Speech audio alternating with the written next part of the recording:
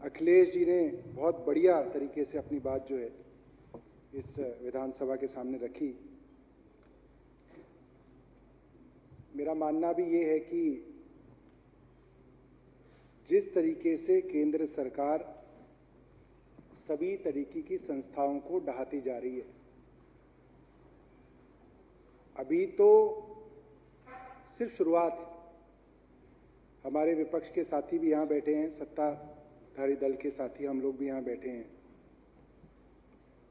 और कई बार हमें भी बुरा लगता है कि विपक्ष को बहुत शोर मचाना पड़ता है यहाँ पे अपनी बात रखने के लिए। कई बार वो आपसे समय मांगते हैं, समय कभी मिलता है, कई बार नहीं मिलता है, और ये बात उठाते हैं कि विपक्ष को दबाने की कोशिश की जा रही है।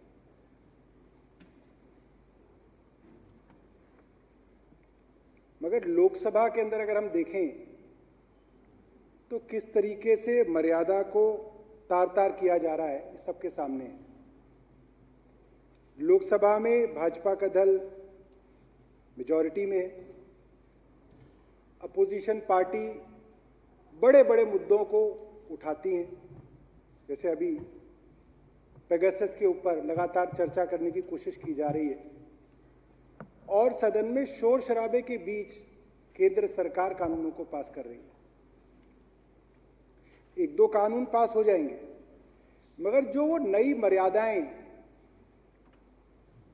और जो नए प्रेसिडेंट्स बना रही है, वो आगे तक के लिए हमारी इस पूरी की पूरी प्रजातांत्रिक व्यवस्था को नुकसान पहुंचा रहे हैं। आज आप सत्ता में हैं, कल कोई और सत्ता में आएगा। आज हम दिल्ली की सत्ता में हैं, हो सकता है कभी आपको मौका मिले 20-50 साल बाद, आपको भी मौका मिल सकता है। अगर आप बिल्कुल ही ये मान के बैठे कि आपको कभी मौका मिलेगा ही नहीं, फिर तो ठीक है, आप एलजी के जरिए ही चलाने की कोशिश करो, मगर ये आपकी हताशा दिखाता है। ऐसा लगता है कि आपको भी यकीन है कि दिल्ली आपको उधर ही बिठा के रखेगी, वरना जो आशावादी इंसान होता है वो सोचता है कोई बात नहीं, अगली बार मेहनत करेंगे, सत्ता में आएंगे, दिल्ली चलाएंगे। मगर जिस तरीके से चोर दरवाजे से आकर आप दिल्ली की सत्ता हथियाने की कोशिश कर रहे हैं, ये ठीक नहीं। जहां तक कि अखिलेश भाई ने असेंबली कमेटीज के बारे में बताया, असेंबली कमेटीज तो विधानसभा की छोटी विधानसभाएं कहलाती हैं, मिनी असेंबलीज कहलाती हैं, क्योंकि एक साथ 70 लोग हर विषय पे चर्चा नहीं कर सकते। कई विषय ऐसे होते हैं जिसके अंदर लंबी चर्चाओं की जरूरत होती है। तो 9 सदस्यों की एक कमेटी जो है इस चीज के ऊपर चर्चा करती है, अफसरों को बुलाती है, दस्तावेज बुलाती है, उसके ऊपर अपनी एक राय बनाती है और सरकार को उस चीज की सिफारिश करती है, और ये हाउस जो है उस सिफारिश को जो है सरकार के पास भेजता है। अगर केंद्र सरकार की तरफ से इन कमेटियों के ऊपर भी हमला करा जा रहा है और ये कहा जा रहा है कि कमेटियां जो हैं अब इंक्वायरीज नहीं कर सकती, तो ये बहुत खेद की बात है। ये तो इस हाउस की, इस सदन की मूल भावना के ही विपरीत है। सरकार की जवाबदेही इस सदन के प्रति है। अगर सरकार के अंदर कोई काम ऐसा है जिसके बारे में सदन जानकारी चाहता है, जैसा कि आज आपने देखा प्रश्नकाल के दौरान मेरा एक प्रश्न था जिसके अंदर एक बड़े भ्रष्टाचार को छिपाने के लिए एक झूठा जवाब, एक गलत जवाब नहीं दिया और एक पूरा जवाब ना देते हुए एक झूठा जवाब दिया। क्या केंद्र सरकार अब ये चाहती है कि इस सदन के अंदर झूठे जवाब आए, सच्चे आए, अधूरे आए, उनको भी ये हाउस एक्सेप्ट कर ले?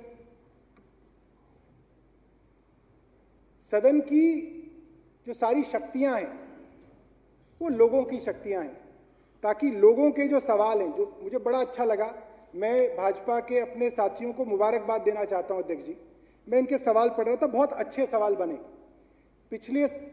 पिछला जो सत्र होता था हमारा, विधानसभा होती थी, उसके मुकाबले इस बार जो हमारे भाजपा के साथी आए हैं, मैं उनको दिल से मुबारकबाद दूंगा। बहुत बेहतरीन अच्छे सवाल इन्होंने करे और काफी सवालों के उत्तर जो है वो इसके अंदर आए। वो सवाल हो सकता है सरकार को विचलित करने वाले हों, हो सकता है सरकार को उसको जवाब देने में ऐसा लगता हो कि भाई ये तो अपोजिशन पार्टी है, इनको इन जवाबों का डेटा इस्तेमाल करेंगे, ये कल को ही हमारे खिलाफ प्रेस कॉन्फ्रेंस करेंगे, कल ही हमारे खिलाफ ये डिबेट में शाम को इनका प्रवक्ता बैठा होगा, वो कहेगा आप ही की सरकार ने जवाब दिया है। कई सवाल लगाए इन्होंने, कितने वेंटिलेटर नए लगाए गए, कितने आईसीयू नए लगाए गए, कितनी दिल्ली के अंदर पानी की मात्रा पहले होती थी अब कितनी बढ़ी, कितने अस्पताल बढ़े, कितने कॉलेज बढ़े, कितने फ्लाईओवर बढ़े, सब साथियों ने लगाए सवाल।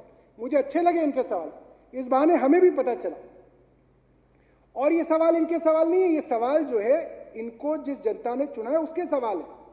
इनका दायित्व है कि यहां पे सरकार से सवाल पूछें, सरकार को जवाब देना पड़ता है। अध्यक्ष जी, इसका एक फायदा भी है, जब सरकार एक सवाल के जवाब के लिए 2-3 दिन मेहनत करती है तो सरकारी तंत्र के अंदर ऊपर से नीचे तक, मंत्री से लेकर नीचे के अफसर तक ये मैसेज जाता है कि आपके जो विधायक हैं वो आपसे सवाल पूछ रहे हैं, अगर उसमें कमी पेशी है तो आप अगले सत्र से पहले उसको बेहतर करें, दुरुस्त करें।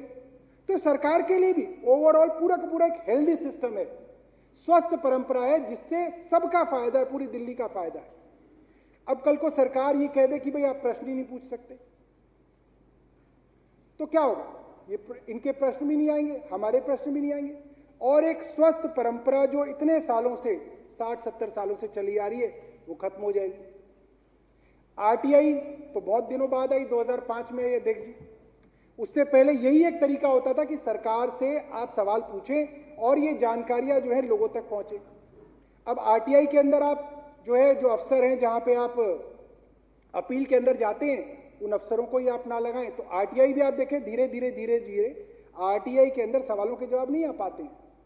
अपील के अंदर भी वहां पे अफसर ही नहीं बैठते हैं कि आपके अपील के जवाब आ पाए। सीआईसी के अंदर भी यही हाल। तो जो स्वस्थ परंपराएं इस 70 सालों के अंदर इस प्रजातंत्र में बनी है, धीरे धीरे अध्यक्ष जी वो खत्म हो रही है। मैं मानता हूं कि रामवीर बोलने नहीं देते, हम यहां पे आपको कैसे बोलने दें? तो ये जो बैलेंसिंग एक्ट है वो हमारे साथियों को मिलकर करना पड़ेगा, भाजपा के साथी हो, आम आदमी पार्टी के साथी हो, इसके ऊपर एक चिंतन करने की जरूरत है कि कैसे हम अपनी शक्तियों को बचाएं। और मैं सत्ता पक्ष की तरफ से कहता हूं कि आपको कहीं पे ऐसा लगे कि आपके साथ ज्यादती हो रही है तो हम भी आपस में मिलकर बैठने के लिए तैयार हैं, स्पीकर साहब के साथ चलेंगे, बैठेंगे कि भाई इस चीज के ऊपर जो है हम फैसला करें। मगर कुल मिला के हमारी जो अपनी शक्तियां हैं, इस विधानसभा की जो शक्तियां हैं, उनको बचाने के लिए हमको कोशिश करनी चाहिए। ये बहुत अच्छा प्रस्ताव और ये जो पूरी की पूरी डिस्कशन अखिलेश भाई ने लेके आए हैं, मैं उसका स्वागत करता हूं और उनका धन्यवाद करता हूं। और मैं आशा करता हूं रामवीर बिधूड़ी जी से, बिस साहब से, ये हमारे बहुत सीनियर साथी हैं, इनसे हम बहुत कुछ सीखते हैं, वो भी इसके अंदर एक सकारात्मक चीज ढूंढें। और अपने पक्ष के लोगों को बोलता हूं कि इसके अंदर टीका टिप्पणी करने के बजाय हम ऐसी कोई कोशिश करें कि इस सदन की शक्तियों के लिए हम सब लोग मिलकर कोशिश करें। धन्यवाद।